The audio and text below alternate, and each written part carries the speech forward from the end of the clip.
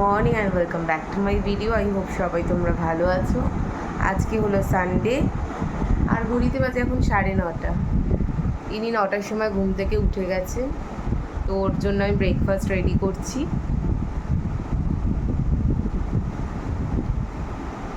ওখানে বসে বললি এবার, তো ওর জন্য আজকে বানাচ্ছি একটু সাবু, মানে সবজি দিয়ে, ভেজিটেবল দিয়ে খিচুড়ি টাইপের, সাবুর খিচুড়ি টাইপের একটু বানাচ্ছি। দুধ দিয়েই তো খায় প্রতিদিন, একটু অন্যরকম বানিয়ে দিচ্ছি। তো চলো আর বেশি কথা বলছি না, এখন ব্লগটাকে স্টার্ট করি। সারাদিন কী কী করছি অবশ্যই তোমাদের দেখাবো। তো ছেলেকে ব্রেকফাস্ট করিয়ে রান্নায় চলে এলাম। আজকে আর মাংস আনেনি, প্রতি রবিবারের মতো আজকে নিয়ে এসেছে পাবদা মাছ, আর দেখলে কাটা পোনা, আর হচ্ছে ওটা কাচকি মাছ, কাচকির গুঁড়ো না কি একটা বলে। আর এখানে একটু চা করে নিয়েছি। আর এই হচ্ছে সকালের ব্রেকফাস্ট, লুচি আর ছোলার ডাল, সানডে স্পেশাল। আর এদিকে আমি লোটে মাছ দুপুরে রান্না করেছি। আজকে রান্নাটা সেভাবে দেখাইনি তোমাদেরকে, কারণ অনেকটা বেলা হয়ে গেছিলো। রবিবার দিনটা এরকমই হয়, আমার বেলা হয়ে যায়, কারণ আগে থেকে বাজারে ঠিক থাকে না যে রবিবার কী বাজার হবে, তাই জন্য একটু দেরি করেও উঠি আর সেই জন্য লেট হয়ে যায়। তো আমি সেভাবে তোমাদের রান্নাটা দেখাতে পারিনি। আর এই যে কাচকি মাছগুলো ধুয়ে নিয়েছি, আলু বেগুন দিয়ে মেখে চোখে একদম বসিয়ে দেব। কাঁচা লঙ্কা দিয়ে পেঁয়াজ রসুন সবই নিয়েছি, রসুনটা একটু কুচনো দিয়েছি অল্প পরিমাণে। সব কিছু দিয়ে ভালো করে মেখে আর লাস্টে মাছটা দিয়ে দেব।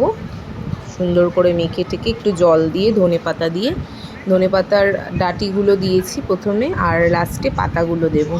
ডাঁটিগুলো দিলে কিন্তু বেশি ফ্লেভারটা ভালো আসে। তো এইভাবে ভালো করে মাখিয়ে নিচ্ছি মাছটাকে। তারপর আলু বেগুন দিয়েও ভালো করে চটকে নিতে হবে, মানে চটকে চটকে মাখতে হবে, খুব জোরে না, তবে যত ভালো মাখানো যায় তত ভালো টেস্টটা হয়। কালকে মানে খুবই তাড়াহুড়োর মধ্যে পড়ে গেছিলাম। ছেলের মাছ করতে হবে, আমাদের দু রকমের মাছ, আর লোটে মাছ বা মোরলা মাছ এগুলো একটু ডালের সাথে খেলে বেশ ভালো লাগে, মেখে মানে মাখিয়ে মাখিয়ে। তো তাই জন্য অনেক দেরি হয়ে গেছিলো। এতগুলো রান্না আমি কিভাবে করব বুঝেই উঠতে পারছিলাম না। তো একে একে বসিয়ে দিয়েছিলাম। যখন মামুনি ওদিকে একটু রান্নাঘরের কাজ করছিল, তখন আমি পেঁয়াজ রসুন এগুলো সব কেটে নিয়েছিলাম। তো পেঁয়াজ রসুন কাটা ছিল যেহেতু, তাই জন্য লোটে মাছটা আগে বসিয়ে দিয়েছিলাম। লোটে মাছ আর একদিকে ভাত হচ্ছিল, আর অন্যদিকে আমি এই মরলা মাছটা রেডি করে নিচ্ছিলাম। তো লাস্টে দেখলেই ছোটো ছোটো গুঁড়ো গুঁড়ো মরলা মাছগুলো দিয়ে দিলাম। এই মাছটা একদমই ভাজা যায় না, এর থেকে বড় সাইজটা হলে তাও ভাজা যায়, এই মাছ আমি কখনো ভাজার কথা ভাবিও না। আর মরলা মাছ ভাজলে দেখবে প্রচুর তেল টানে, প্রচুর তেল দিয়ে ওই মাছ ভাজতে হয়, মানে সেটা আমার মনে হয় না খুব একটা হেলদি হয়। আর এদিকে ডাল মানে ডালটাও হয়ে গেছে। ডালটা প্রেসারে সেদ্ধ করে নিয়েছিলাম একটা সিটি দিয়ে, তাড়াতাড়ি সেদ্ধ হয়ে গেছিলো।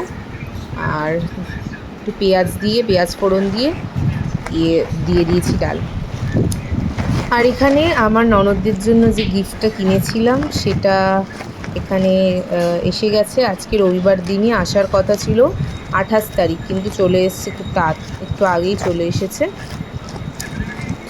তো এটা আমি পুরোটা এখন তোমাদের দেখাচ্ছি না, এটা একটু সারপ্রাইজ থাক, ওরা সেদিন পড়বে, তো আগে থেকে দেখাবো না, সেদিনকেই তোমরা দেখতে পাবে। জাস্ট ওপর থেকে দেখাচ্ছি, ড্রেসের কালারটা রেড, কিন্তু পুরোটা খুলে তোমাদেরকে দেখাবো না, এটা একটু সারপ্রাইজ থাক, সেদিন তোমরা দেখতে পাবে।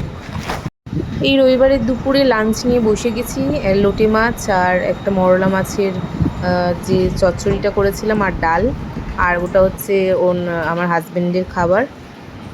তারপর খেয়ে দিয়ে ভেবেছিলাম আজকে হয়তো বাপের বাড়ি আর যেতে পারবো না, মেঘের যে অবস্থা, বৃষ্টির যা অবস্থা, কিন্তু তাও আমি চলে গেছিলাম, মানে একটুখানি বৃষ্টিটা কমেছিল, চলে গেছিলাম বাপের বাড়ি। হাতে গরম গরম চপ আর পেঁয়াজি নিয়ে বর্ষার দিনে আমরা আজকে খাবো চা দিয়ে।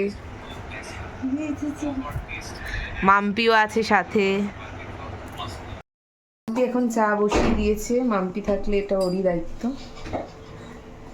আমরা দুই বোন মিলে ওকে খাটাতে থাকি। আর এই যে আর এই কর্তা চলে এসেছে, চল চল বেরো। হ্যাঁ, বৃষ্টি তো বেশ শুরু হয়েছে সকাল থেকে, খেপে খেপে বৃষ্টি হচ্ছে, একদিকে ভালো একটানা বৃষ্টি নেই, মানে মাঝে মাঝে বৃষ্টিটা হচ্ছে আবার থামছে, এখন একটু থেমেছে বৃষ্টিটা।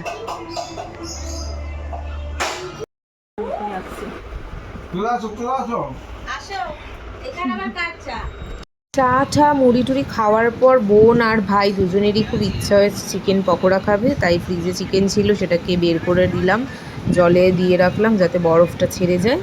আর এখন সন্ধেবেলায় ছেলের জন্য তো কিছু খাওয়াতে হবে, আর ভাইয়ের জন্য আর ছেলের জন্য দুজনের জন্য দুটো ডিমের পোচ বানালাম, দুজনকে দিয়ে দিলাম দুটো, ওরা খেয়ে নিল। আমার ছেলে যদিও পুরোটা খেতে পারেনি, একটা ডিমের পোচও পুরোটা খেতে পারে না, খেতে ভালোই বাসে না কিছু, কি বলবো।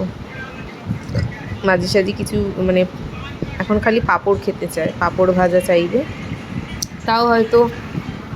সেটাও হয়তো দুদিন বাদে আর খেতে চাইবে না, এরকমই আমার এখন মনে হয়। তো ডিম টিম ভাজার পর এখানে পকোড়া করতে চলে এসেছি। বোন ম্যারিনেশনটা করছে, আমি এদিকে সব পেঁয়াজ আদা রসুন সব কেটে রেখে দিয়েছি। তো এগুলোকে ভালো করে ব্লেন্ড করে নেবে। আর পকোড়াগুলো বড় বড় পিস ছিল চিকেনের, ওগুলোকে ছোট ছোট করে কেটে নিয়েছি। পকোড়া ভাজার মাঝে দুজনে একটুখানি মাজা খেয়ে নিচ্ছি লুকিয়ে লুকিয়ে, শুধু আমি আর বোন, কাউকে দিইনি, লুকিয়ে লুকিয়ে খাচ্ছি, কাউকে দেবো না। তো এদিকে ব্লেন্ড করা হয়ে গেছে, এবার চিকেনের ম্যারিনেশনটা হবে। চিকেনটাও ভালো করে ধুয়ে টুয়ে নিয়েছি, এর মধ্যে দিয়ে দিচ্ছি ফার্স্টে টমেটো কেচাপ, মানে 3 রকমের যে সসগুলো আমরা ইউজ করি, তারপর green chilli sauce, red chilli সসও দিতে পারো তোমরা এর মধ্যে, আর দিয়ে দেবো soya sauce, dark soya sauce যেটা সেটা, আর আদা রসুনের পেস্টটা, আদা রসুন আর একটু পেঁয়াজ, আর ধনে পাতা দিতে পারলে না খুব ভালো টেস্টটা আসে, আমার পার্সোনালি তো ভীষণ ভালো লাগে, কিন্তু ধনে পাতা ছিল না, ধনে পাতা না দিয়েই করতে হলো। ধনে পাতা থাকলে তোমরা বাড়িতে একবার চিকেন পকোড়ায় দিয়ে দেখবে, খুব ভালো লাগে। আর পরের দিন আমি ভয়েস ওভারটা দিচ্ছি, সারা দিন সকাল থেকে বৃষ্টি হচ্ছে, ভালো করে মাখিয়ে নেবে। তো চলো একটা ডিম দিতে হবে। তো এটা ফার্স্ট ম্যারিনেশন করে রাখছি, এই ম্যারিনেশনটা কিছুক্ষণ করে রাখার পর তারপর একটু কর্নফ্লাওয়ার দিয়ে আবার মেখে নিতে হবে। কর্নফ্লাওয়ার শুধু অনেকে দেয়, অনেকে আবার একটু ময়দাও দেয় এর মধ্যে, আর গোলমরিচের গুঁড়ো দিয়েছিলাম সেটা বলতে ভুলে গেছি। ব্যাস এই মশলা দিয়ে চিকেন পকোড়াটা মেখে রাখতে হবে, মানে পকোড়ার যে মাংসটা সেটা মেখে রাখতে হবে, আর হয়ে গেলে তারপরে তেল গরম করে গরম গরম ভেজে ফেলতে হবে, ব্যাস।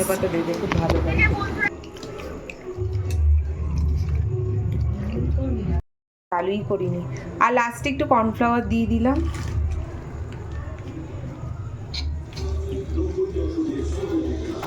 গরম হয়ে গেছে আর বাইরে বৃষ্টি পড়ছে, এই সময় তো পকোড়া খাওয়ার মজাটাই আলাদা।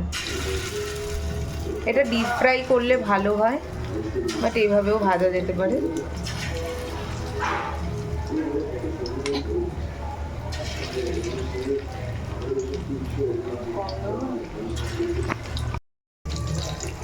এবার এটাকে একটু উল্টে পাল্টে গোল্ডেন করে ভেজে নেব, তাহলেই রেডি পকোড়া।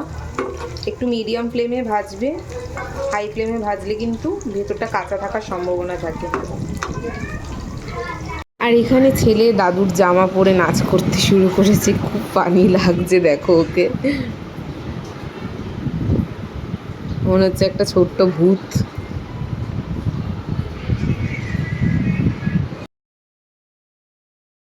ঘড়িতে বাজে এখন 11:10। আমি বাপের বাড়ি থেকে চলে এসেছি 8:30 পৌনে 9টা নাগাদ, কারণ তখন একটু বৃষ্টিটা থেমেছিল, ভাবলাম এখনই বেরিয়ে যাই, না হলে আবার জোরে বৃষ্টি নামলে আর বেরাতে পারবো না। তো থাকার তো সেভাবে প্ল্যান করে যাইনি, বা জিনিসপত্র সেরকম নিয়ে যাইনি, তাই জন্য চলে আসতে হতো। তো ভাবলাম তাড়াতাড়ি বেরিয়ে যাই। এখন কিন্তু বেশ জোরে বৃষ্টি নেমেছে, সাথে বেশ ঝোড়ো হাওয়া দিচ্ছে অনেক জোরে, তো ওদের ল্যান্ডফল করছে এখন, তাই জন্য সারা রাত মনে হচ্ছে এরকম বৃষ্টিটা চলবে। এসে ছেলে ঘুমিয়ে পড়েছিল, তো ওকে তুললাম 10:30টার থেকে খাওয়াতে বসলাম, এখন খাওয়ানো শেষ হলো, তাও পুরোটা খাইনি, ঘুমের চোখে তো আর খেতে চাইছিল না সেভাবে, তাই জন্য আর ফোর্সও করিনি। তো চলো সবাই সাবধানে থেকো এই সময়। চোখটা খুব প্রবলেম করছে, কিছু মনে করো না এই জন্য। ভিডিওটা তাহলে আমি এখানেই এন্ড করছি। সবাই সুস্থ থেকো, সাবধানে থেকো, টাটা।